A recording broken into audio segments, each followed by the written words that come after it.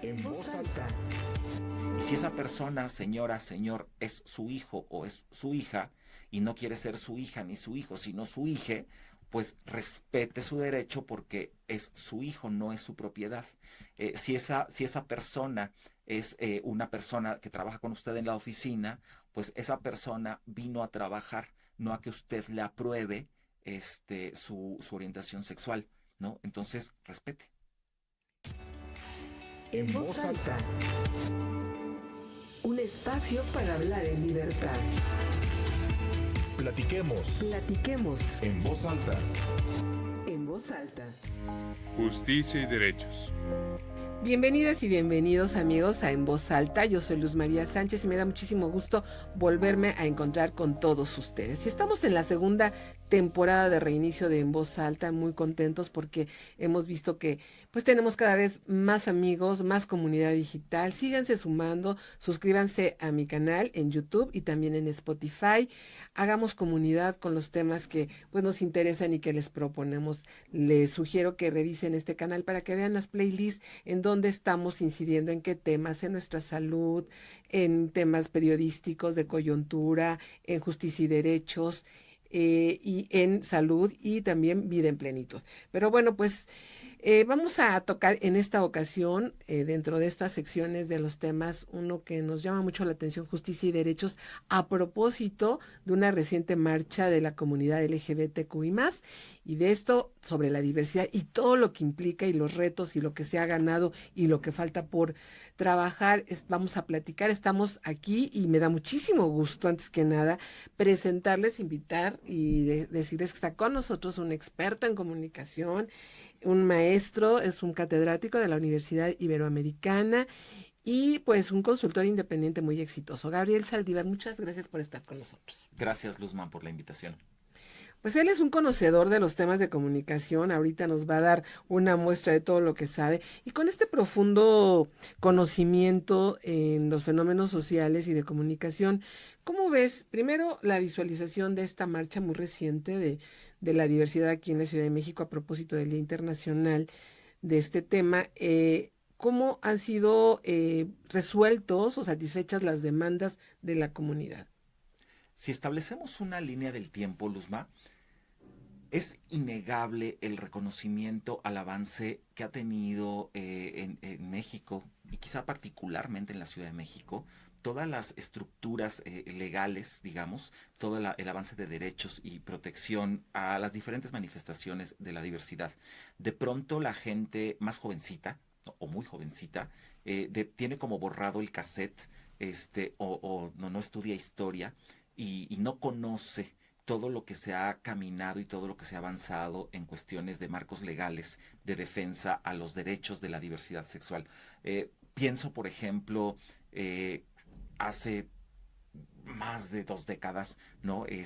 Algún conflicto por el derecho a la ley de sociedad y convivencia, que hoy prácticamente la figura como tal está ahí, pero es prácticamente no utilizada en exceso, digámoslo así, porque existe el matrimonio igualitario, ¿no? Así Por es. ejemplo, venimos de un momento histórico que va a finales de los años 60 del siglo pasado, ¿no? En donde era la persecución, la racia, el trato antiderechos de parte de las autoridades y por supuesto de la sociedad, ¿no? Y en ese camino, pues hemos pasado por ley de sociedades de convivencia, matrimonios igualitarios, existencia de consejos nacionales para prevenir la discriminación, derechos de adopción, es decir, los avances en términos legales son muchísimos, suficientes, lo podríamos discutir. Me parece que ninguna lucha puede declararse zanjada y puede declararse ganada, ¿no? Y más en los intentos regresivos, por ejemplo, que en los tiempos actuales tenemos, ¿no? O sea, la vuelta del pensamiento de la ultraderecha, ¿no? Que es antiderechos, pues obviamente pone en jaque todo eso que se ha ganado y que se puede perder en cualquier momento, ¿ok? Ahora, pensar a partir de eso, que estamos en el Walt Disney de la diversidad, tampoco, Así ¿no? O es. sea, eso también sería absurdo, ¿no? Si seguimos teniendo problemas en las comunidades de la diversidad sexual en varios sentidos. Primero, porque el marco legal existe, pero tenemos un índice de crímenes de odio por transfobia o por homofobia altísimos. Entonces, ok, es reconocible el marco legal, pero no ha permeado a la sociedad o no ha permeado a las autoridades encargadas de implementar dicho corpus legal. Y ahí es donde hay que revisar, ¿no? Hay que revisar que en esta sociedad se sigue discriminando a las personas de la diversidad sexual. En los empleos, pensemos por ejemplo en alguna empresa que en la solicitud o entrevista de empleo, pregunta al candidato, a la candidata sobre su orientación sexual. Claro, no lo registra porque inmediatamente procedería a una demanda, ¿no? O si el chico o la chica viene de una familia homoparental o tradicional. Eso está ocurriendo, ¿ok? Y eso es ilegal. Y a partir de eso se está tomando una decisión. No preguntemos ahí, por ejemplo, cuestiones como personas con SIDA o con virus de inmunodeficiencia humana y cómo son segmentados, discriminados para los empleos. Eso sigue ocurriendo. Y no preguntemos también el trato vejatorio que puede surgir en las calles o en las manifestaciones públicas de personas que están en contra de estos derechos de todas las personas y de los de la comunidad de la diversidad también. Entonces, el problema sigue estando ahí. ¿Sí? Podremos reconocer el avance, pero lo interesante primero es hacer una revisión histórica para reconocer el avance y tomar desde ahí y como punto de partida los siguientes puntos a accionar. Si nos quedamos, por ejemplo, en la visión de la marcha, que tú mencionas en un inicio, sí, pues hablamos de jolgorio, hablamos de fiesta, que lo es, hablamos de triunfo, que lo es, ¿no? Pero no es la realidad toda, ¿no? Porque nos encontramos, el caso mismo de esta marcha que mencionas, pues una serie de marcas, de empresas muy participativas, muy presentes, con mucho ruido, pero habría que revisar en esa y otras si eso es nada más una participación en un evento publicitario o un compromiso real donde la diversidad esté transversalizada en todos sus procesos. Ok.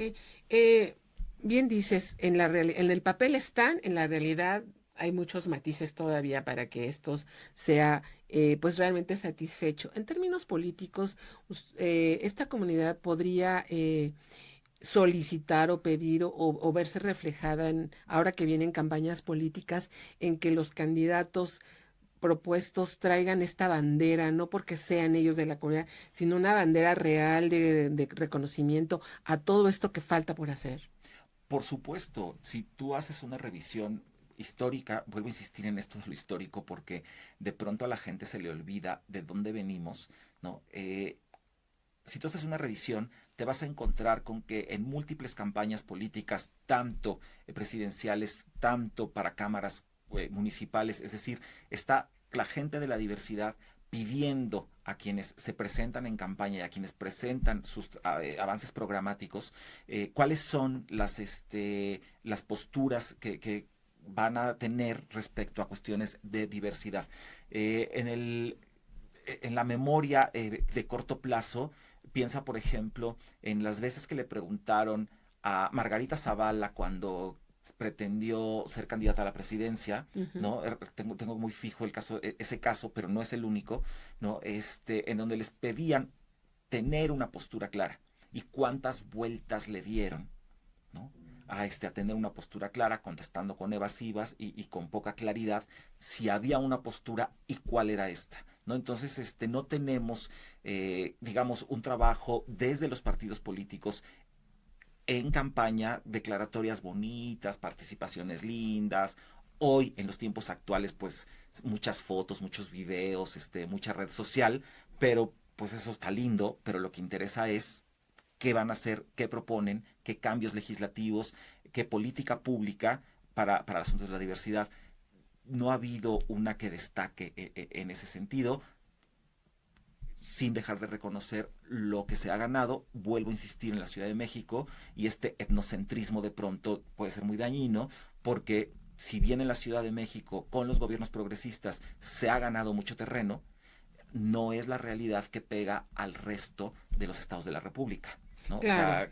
sea, hay mucho cuidado, vuelvo a insistir, cuidado con este etnocentrismo que tenemos los chilangos. Por supuesto, y también hay que decirlo, ¿no? Tenemos un gobierno, un régimen en pro de los derechos, pero tampoco es totalmente abierto a la defensa de los derechos. También han sido muy titubeantes, ¿no? La 4T ha sido titubeantes en avanzar en algunas cosas, ¿no?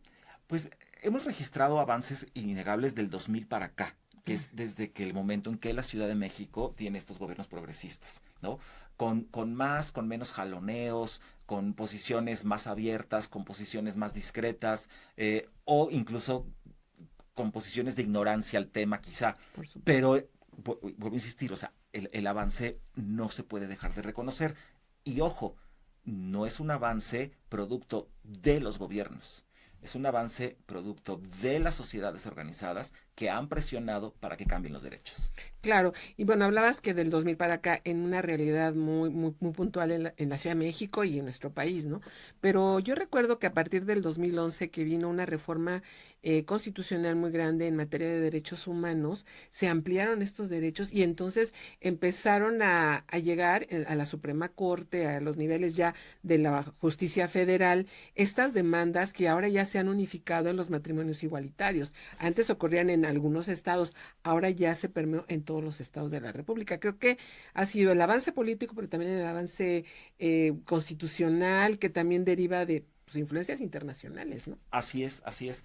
Hay que reconocer, en el caso de la Corte, por ejemplo, pienso, eh, pienso en Arturo Saldívar y el derecho al libre desarrollo de la persona. Esto que fue sumamente polémico en su tiempo Sí, y claro. que tiene que ver no solamente con temas de diversidad, que tiene que ver con consumo de droga, con consumo de marihuana, en particular, no de droga, aquí seamos cuidadosos, con consumo de marihuana, ¿no? Y esta parte del derecho al libre desarrollo de la personalidad, que a mí me ha parecido un término verdaderamente extraordinario, ¿no? Porque pareciera una frase muy publicitaria y no, es una frase muy profunda, ¿no? Desde donde se apuntala que la posibilidad de que las personas de la diversidad, pero no solo de la diversidad, están en su derecho de desarrollar su personalidad con los estímulos que juzguen pertinentes para ello. Claro, ya hacemos hasta un paréntesis, hablamos del tema de la diversidad, que estamos en ese tema, amigos de En Voz Alta, pero también este concepto del desarrollo de la personalidad se aplica y ahora se aplica muy puntualmente en términos del divorcio express, de cuando la pareja dice, por una decisión personal, no quiero continuar, ya no hay barreras que limiten este desarrollo de hombre o mujer estando en una vida en Uh -huh. común, ¿no? Así es, así es. Entonces, hemos ganado derechos brutalmente como sociedad Uh -huh. y empujando a los políticos y a las políticas públicas en función de nuestras necesidades, de muchas causas. Me interesa en particular por estudio académico y por activismo, me interesa la parte de la diversidad sexual. Entonces, se han ganado derechos, pero ojo, porque así como se ganan, se pierden y se pueden perder muy rápidamente. Veamos el caso de Estados Unidos, todos los problemas que están teniendo las mujeres en particular Sí. con el retroceso en sus derechos, ¿no? Es muy grave, ¿no? O sea, démonos con eso una idea de que la batalla no está ganada, ¿no? No se gana nunca, ¿no? Y en estos tiempos de ideas esquemáticas y radicales para unos lados y para los otros, se pueden perder muy rápidamente. Hablábamos fuera del micrófono de este censo que presenta de pronto el INEGI de que hay alrededor de 5 millones de personas que se autoadscriben como personas de la diversidad. Pero a ver, platícanos aquí, a mí me quedé un poquito con la duda, ¿no? De que es una cifra, entre comillas, oficial, pero no totalmente real, ¿no? Claro, a ver, es muy difícil establecer un número de cuántos son de estos y cuántos son de otros. Yo te ponía en esa conversación previa un ejemplo muy simple. Si tú preguntas cuántas personas de este país pertenecen a las razas negras, a las razas amarillas. Esto de las razas lo podríamos discutir, por supuesto, pero bueno, al final de cuentas hay visibilidad, ¿no? Y los podemos contar, ¿no? Pero contar cuántas personas pertenecen a la diversidad sexual sería tanto como pararnos en un foro público y preguntarles, oigan, ¿cuántos de ustedes son homosexuales? ¿Cuántas de ustedes son mujeres lesbianas? ¿Cuántas? Y habrá un tema de presión social, Ujú, ¿no? Pues por el que no se pronuncien como tales. Entonces, claro. ese cálculo Es relativo. es relativo y hay que hacerlo con mucho cuidado, sin dejar de reconocer, ¿sí?, los métodos estadísticos, los métodos predictivos y los métodos de estudio que usa la estadística, el INEGI, por supuesto, número muy positivo en términos de cuantificar, de estimar, de calcular con métodos propios de la estadística para tener una idea de cuántos podemos ser, Por ¿no? supuesto. Entonces, el punto de partida son los 5 millones que da el INEGI, excelente, ¿no? Yo pensaría que serían unos tantos más, Ujú. pero esto más en un ejercicio empírico, ¿no? Y diría, pues a mí se me hace que son como más de 5 millones, pero esto implicaría ir sacando del closet esto que todavía existe a pesar de los tiempos en los que vivimos, ir sacando del closet a cualquier cantidad de personas para ver si son más o menos de 5 millones. Pero esto no desestima los números del INEGI. Y recordemos que si revisamos otros números como los de la ILGA, por ejemplo, la Liga Internacional de Gays y Lesbianas, que también ha hecho procesos de este carácter estadístico, pues los números más o menos tienen algo que ver. Entonces, no es ni un atrevimiento ni un empequeñecimiento de los números lo que presenta el INEGI, pero nos sirve como referencia para darnos idea de cuántas personas estamos hablando. Si tú piensas en 5 millones de personas, pues imagínate, estamos hablando de estados de la República completos y más, ¿no? O Claro. sea, estados pequeños quizá, no los de las grandes urbes, pero estamos hablando de estados de la República completos. No es un número menor, o sea, pongámoslo en perspectiva. Qué interesante, amigos. Pues entonces hay que ver las cifras oficiales, pero un poco con cierta reserva, con cierta perspectiva, ¿no? Ya estamos por concluir esta charla, que realmente ha sido charla, porque entrar en el tema a profundidad nos llevaría mucho más tiempo, querido Gabriel. ¿Cómo podemos concluir esta charla? ¿Cuáles son los retos, son los desafíos para toda esta comunidad que pueden ser más de 5 millones y que están reclamando derechos plenos, ¿no? Derechos plenos a pesar de todavía la estigmatización que tenemos, ¿no? Culturalmente la sociedad todavía no logra entender bien esta diversidad que debe ser inclusiva, o sea, que debe ser parte de toda la sociedad. Yo creo que el gran reto está en dos sentidos. El primer sentido es buscar que las autoridades generadoras de política pública no den un paso para atrás, ¿no? Que no hay un intento de darlo. Aquí hay que ser cuidadosos. Al momento presente, 2026, segundo semestre del 2026, no hay un intento de ninguna autoridad para echar atrás la política pública. Entonces, simplemente hay que cuidar para que eso mejore y no retroceda.